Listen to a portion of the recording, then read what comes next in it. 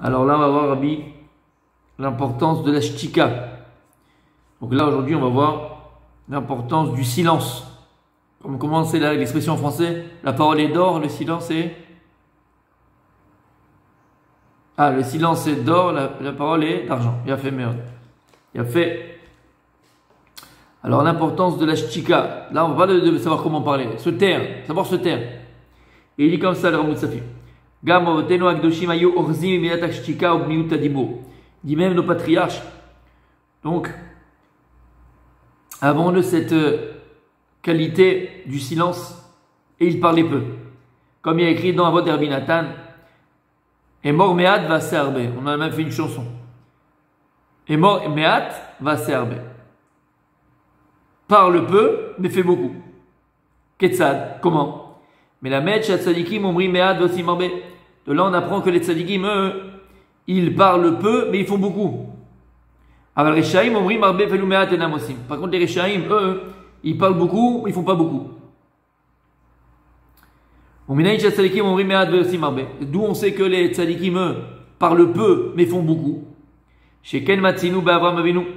On voit par exemple Abraham Avinu.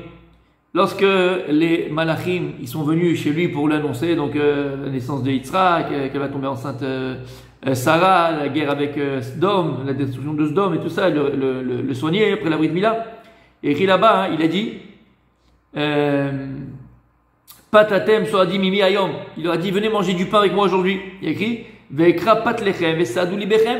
Venez rentrer à la maison, venez chez moi et je vais vous donner du pain et vous serez comme ça rassasiés. Et quand on voit lorsqu'il va préparer à manger pour les Melachim, qu'est-ce qu'il écrit là-bas? Aval bachon aram asa Avraham el malach hasheret shalach ve'asalem shlosha shvari ve'tisha sein shel solet. Il a dit à comment il s'appelle, à Sarah, prépare des ougots. Il est parti à la bakar à Avraham, il est parti chercher le troupeau, il a fait la shrita et il a donné de la viande. Donc en vérité, il a parlé peu, mais il a fait beaucoup. Il a juste proposé un peu de pain et après il a fait une table de roi, une table de roi. Donc on voit l'importance de parler peu, mais faire plus. Alors pourquoi c'est important de ne pas beaucoup parler dans ces cas-là, mais d'agir surtout? Parce qu'on avait dit que ce qui définit l'homme, ce qui nous définit le plus, c'est la parole. L'homme, il fait de 3 entités. Donc on avait dit le nefesh, le ruach et la marshava. Nefesh, ruach, neshama. Ce sont 3 choses qui sont keneged en parallèle de quoi? De 3 choses aussi. Nefesh, c'est le corps. Ruach, c'est la parole, Bokertov on tzadik, et la Neshama, c'est la marshava, c'est la pensée. Donc l'homme, il a un corps, il a la parole, il a la pensée. Maintenant, comme disait Rav Dessler plus d'une fois, on l'avait ramené, ce qui définit le plus l'homme, c'est sa bouche. Parce qu'on est limité dans notre corps, tu peux agir uniquement là où tu te trouves. On est illimité par la pensée, mais donc on peut arriver donc à l'illusion et au rêve. Donc qu'est-ce que l'on est véritablement? C'est le mariage du corps et de la pensée. Et le mariage du corps et de la pensée, comme on a dit, c'est le ruach, c'est la parole. Donc l'homme, il est parole. Et donc en vérité, la volonté de l'homme, dit Rav Dessler, s'exprime le plus dans la parole. C'est pour ça qu'à force de parler de tes projets, à force de parler trop de tes projets, à la fin, ben, tu ne fais rien. Puisque tu auras l'illusion, tu auras l'impression d'avoir déjà mis en pratique tes projets. Tu auras l'illusion déjà d'avoir fait. Donc c'est pour ça qu'on te dit que celui qui parle peu, il fait beaucoup. Mais celui qui parle beaucoup, il fait peu en général. En vérité, c'est une très grande leçon psychologique. Si tu veux accomplir, si tu veux devenir, si tu veux réaliser, ben, sois plus dans l'action que dans la parole.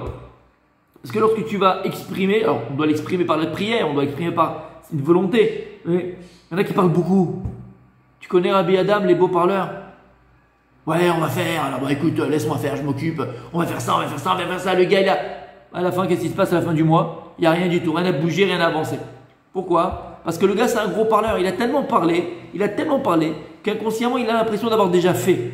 Et donc, la vérité, la parole, le surplus de parole, le surplus d'expression de volonté, mais tue la volonté. Vous comprenez ce que je veux dire? Entre la pensée et l'acte. Entre le nefesh et la marshava. C'est le ruach. Entre le nefesh et la neshama, pardon. Entre donc le gouf, l'action, ouais, et la marshava et la pensée. Et on avait dit que ces trois notions-là qui sont l'action, la parole et la pensée, sont trois expressions de ma volonté. Donc d'où l'importance de faire très très très très attention de ne pas trop parler. Encore une fois, parce qu'à force de parler, tu es déjà rassasié. On n'a pas parlé de rassasié alors qu'on n'a encore rien fait, rien accompli. Et il dit le Rav, Akadosh Baruch Hu Amar Me'at V'Asarbe. On voit que même Akadosh Baruch Hu il se comporte de cette manière-là. Il parle peu mais il fait beaucoup. Chez Nehemar, il a écrit comme ça. Mais Omer le Abraham, il a dit à Abraham, Yadoa Teda Kiger Yezaracha Beretzelaim. Sache que ta descendance sera un peuple étranger dans une terre étrangère. Vavadou Venu Otam Arba Meot Shana. Ils seront esclaves là-bas pendant 400 ans. Mais sache que le peuple qui va les assujettir, je vais le juger. Et sache qu'après ça, ils sortiront avec un grand rérouche, avec un grand butin. Qu'est-ce qu'il a dit à Kadosh Baruch Hu? Dananochi. Il a dit, sache que le peuple qui va venir assujettir tes enfants, Dananochi, je le jugerai. Donc Dieu il a utilisé un mot, deux lettres. Dan Anochi. Dalet et Nun, simplement. Aval Bacharwana, que chez Parak, le commission chez Israël, lo para ela beshivim veshtaim otiot. Et par contre, lorsque Dieu il va frapper les Égyptiens pour tout ce qu'ils ont fait sur l'âme Israël, il va les frapper avec 72 lettres. Comme il est écrit dans le verset, Ho anisa elokim lavo la karat lo goy mikerev goy, bemasot ou beotot ou movtim echule beomerot gedolim. Et donc on voit que lorsque Dieu il a promis à Abraham qu'il allait venger l'esclavage d'Égypte, l'esclavage donc de ses bourreaux, Dieu il a utilisé un mot Dan, avec deux lettres. Donc il a écourté sa parole. Mais lorsqu'Akadosh Baruch Hu il va frapper l'Égypte, il ne va pas frapper l'Égypte avec deux lettres. Il va frapper l'Égypte avec 72 lettres. Et il va amener les 10 plaies. Et il va ouvrir la mer. Et il va tuer les Égyptiens dans la mer. Il va les noyer dans la mer. Donc on voit que Dieu il a parlé peu. Il a promis peu à Abraham, entre guillemets. Mais il a fait beaucoup. Donc on doit ressembler à qui? À Akadosh Baruch Hu.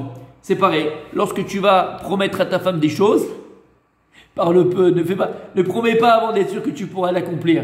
C'est doucement quand tu promets à tes enfants, à ta femme, à tes employés, à ta keïla, à tes voisins, à tes amis, je sais pas. Fais attention quand tu promets. Fais attention quand tu promets. Fais très attention. Pourquoi fais attention? Parce que plus tu vas parler, moins tu vas tenir ta parole et moins tu vas accomplir. Et ça, c'est quelque chose de très négatif. Donc on voit d'ici déjà l'importance de la shtika, donc l'importance de savoir écourter ses mots, peser ses mots, et même des fois savoir se taire. Des fois tu as envie de dire, bon, tu sais quoi, allez, je le prends à l'ail. Doucement, regarde, réfléchis avant de dire ce que tu vas te dire. Réfléchis avant de dire ce que tu vas proposer. Doucement. Pourquoi? Parce que peut-être que tu ne tiendras pas parole. Ça, c'est premièrement. Et deuxièmement, encore une fois, plus tu vas parler de t'as un projet, fais attention de ne pas trop en parler comme ça, je vais truquer, machin. Pense-y. Essaye de le mettre en pratique, mais évite de trop en parler. Parle pas l'Indien de la Rinara et de peur qu'il y ait la in sur ce que tu veux faire et sur ton projet. Non. Fais très attention parce qu'à force d'en parler encore une fois, tu vas peut-être être rassasié. Et il dit le Rambam, écoutez bien, dans Ilchot Deot Perek Bet Alachat Dalet. Leolam Yarve Adam Beshtika. Omer Rambam. Un homme, il doit Yarve Adam Beshtika. Il doit vraiment faire pas attention, mais il faut qu'il ait dans sa journée, dans sa vie, beaucoup de silence. Fais attention à être très silencieux. Et savoir parler au moment opportun. Quand tu parles de choses intelligentes ou bien des choses que tu as besoin. D'accord? Tu dois aller acheter, tu as des projets à la maison, t'en parles. Mais pèse tes mots, ne parle pas. Il y a des gens, c'est des moulins à parole. Et Rabbi Adam, qu'est-ce qu'il fait un moulin en général? Qu'est-ce qu'il fait? Bravo, il brasse du vent. Tu connais les beaux parleurs?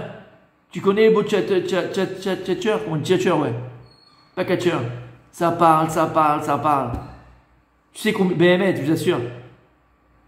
Je pourrais écrire des encyclopédies sur tous les gens que j'ai rencontrés dans ma vie, par rapport à ce que je fais et ce que j'ai fait. D'accord? Et les beaux parleurs. T'inquiète pas, je suis là, je vais faire ça. T'inquiète pas, ceci, t'inquiète pas, cela, t'inquiète pas. Ou on va truquer. Baba, ils sont encore sur le quai, en train d'attendre le train, ceux-là. Oh bien, beaux parleurs. promettent on va faire, on va devenir, t'inquiète pas, et tatati, et tatata. Et Béhémet, moi je me rappelle, quand j'étais à Yerushalayim, j'avais ma Keila à Yerushalayim, Béhémet, c'est ceux qui parlaient le moins qui faisaient le plus. C'est ceux qui parlaient le moins qui faisaient le plus. Pas besoin de parler. Le gars il venait, il dit regarde ça, j'ai entendu pour ça, tac, tout, on fait bien. Et ceux qui parlaient les promesses et les machins, et on va 0 double 0. Et il dit, Amrou al-Rav, Rav dans la Gemara. Rav c'était l'élève, Talmid Rabbeinu Akadosh, c'était l'élève de Rabbi Yehuda Nasi. Shelo Sarsicha Betela Kol Yamav. On témoigne sur Rav qu'il n'a jamais prononcé des paroles vaines de toute sa vie. Des paroles qui n'avaient pas de sens. En fait, c'est ça le problème. C'est qu'on parle tellement dans le vent. On parle tellement de choses qu'on s'en fout. On a 30 ans, 40 ans, 50 ans. On est jeune, 35 ans. On parle comme des vieux dans un maison de retraite. T'as vu le temps aujourd'hui? J'ai été acheter un mérou, un poissonnier gros comme ça. Il était comme ça, il m'a coupé comme ça. Moi, ces histoires de balles là, qu'est-ce qu'on s'en fout? Mais qu'est-ce que c'est que ça? Pas je parle de choses intelligentes. Je parle de choses qui ont un sens. En vérité, c'est ça. Il faut parler de choses qui ont un sens. Parler, c'est bien de parler, mais des choses qui ont un sens. Des choses qui apportent. Et on témoigne sur Rav que toute sa vie, il n'a jamais parlé de Sikha Betela, jamais de choses futiles. Vezohi Sikha, Rov Kol Hadam, Vafilou Betsake Agouf Lo Yarbe Adam Varim, même pour les choses qui sont de, voilà, t'as besoin de ça, t'as besoin d'aller acheter un poisson, t'as besoin de la viande déroulée. Écoute tes paroles, pas besoin d'en faire un plat. Il y en a qui font une religion de ça, de la bouffe. Une religion. Il n'y a que ça dans la bouche. Il n'y a que la bouffe. Ve'alzet Sivu Chachamim Ve'amru, il y a écrit Kol Amarbet Varim Evichet. Tout celui qui parle trop, ça amène le péché, ça amène des avérotes, ça amène des problèmes. Ve'amru Lo Matzati la Gouf Tov et la Shtika. Ils ont dit là-bas les Chachamim dans Avot. Je l'ai trouvé de bon pour le corps uniquement le silence.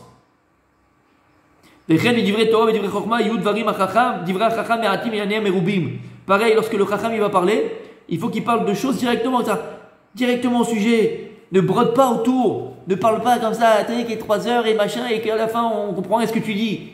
Directement sur le sujet. Comme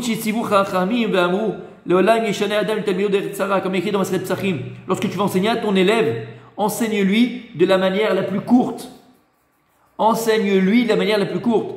Ça sert à rien de broder autour parce que de toute façon tu connais rien à part ce ignana. Ça sert à rien de broder autour. À part bien sûr si c'est un ma'alach. Des fois il y a un ma'alach. Il y a une façon dont tu vas amener la chose, d'accord? Et c'est magnifique. Mais lorsque tu brodes pour rien, ça sert à rien. Mais si maintenant tout ce que tu as brodé autour c'est 90% de tes paroles et 10% c'est le inyan, c'est le sujet principal, ça sert à rien. Ça sert à rien. Pour te montrer quoi? Que tu es intelligent, pour montrer que tu montres que tu es bête. Il y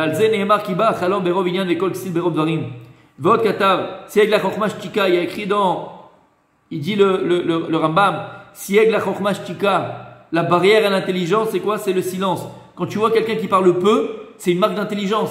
Quelqu'un qui parle beaucoup, c'est une marque de stupidité. Les firar lo yimer lachiv et lo yarbe ledaber. C'est que lorsqu'on pose une question, tu sois pas le premier comme ça, tout de suite à répondre. Et le premier à parler. De qui on parle de là? L'imbécilité de Haman. Haman, il était kafatz rishon. Lorsque Achashverosh il a demandé un conseil à ses ministres, lorsque, comment elle s'appelle, Vashti n'a pas voulu se présenter devant lui, le premier qui a parlé comme ça, qui kafatz rishon, la camarade dit, c'est Haman. Faut la tuer, faut la truquer. Pourquoi dans sa tête il pensait à qui? Dans sa tête il pensait à sa fille. Mais en vérité, le fait qu'il ait parlé en premier, qu'est-ce qu'il a fait? Il a fait qu'Achashverosh il a entendu, il a écouté sa parole, il a tué Vashti. Et qui est venu à sa place? Esther. Donc c'est toi-même, Haman, par ton, comment on appelle ça? Par ta précipitation, t'as pas su garder ta bouche, c'est toi qui as amené à ta perte, parce que c'est Esther qui va, et Esther et Mordechai qui vont l'amener à sa perte. Et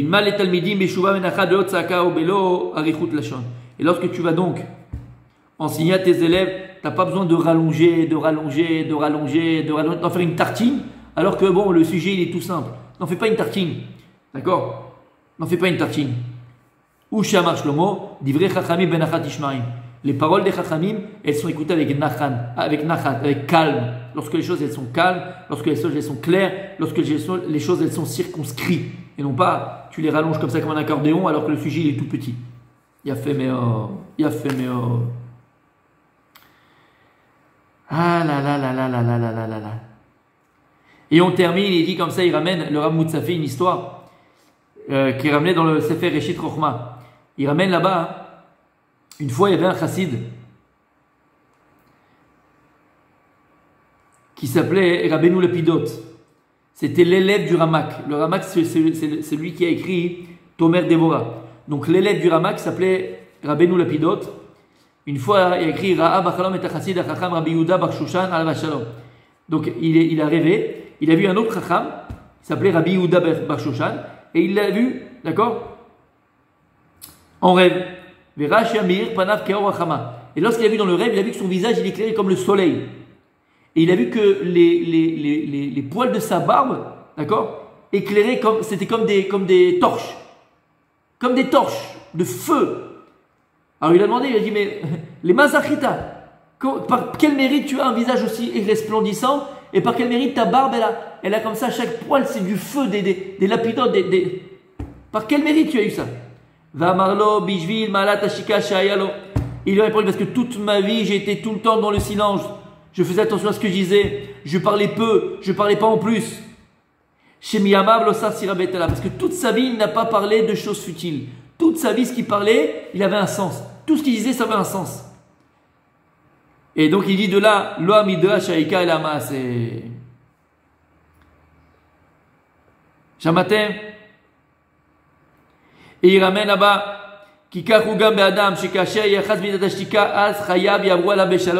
lorsque quelqu'un il prend l'habitude et il s'éduque à garder le silence, à parler peu, alors toute sa vie